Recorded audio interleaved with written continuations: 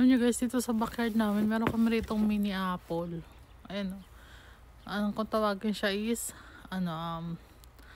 crab apple. Ayan o. Mga bilog-bilog yan sa likod. Isamain ko para mas makita. Ayan o. Maliliit siya na apple. Kulay red na siya. Meron pa rin dyan napunta mga ibon. Kumakain dyan sila. Kinakain nila yan yung apple. Nakakain yan eh. Pero kasi lasa rin siya ng yung totoong, yung malaking mansanas. Ganon din siya kalasa. Maliit nga lang yun. Ang cute. Kuha tayo.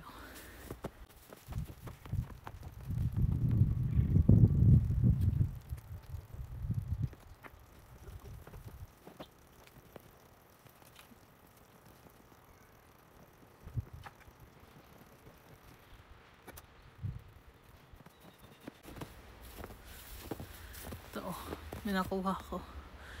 Diba ang cute niya? Bulok nga lang to. Pabulok na siya kasi nga winter na. Pero diba ang cute mukha talaga siyang apple. Pero mukha siyang cherry din. Mukha din siyang cherry.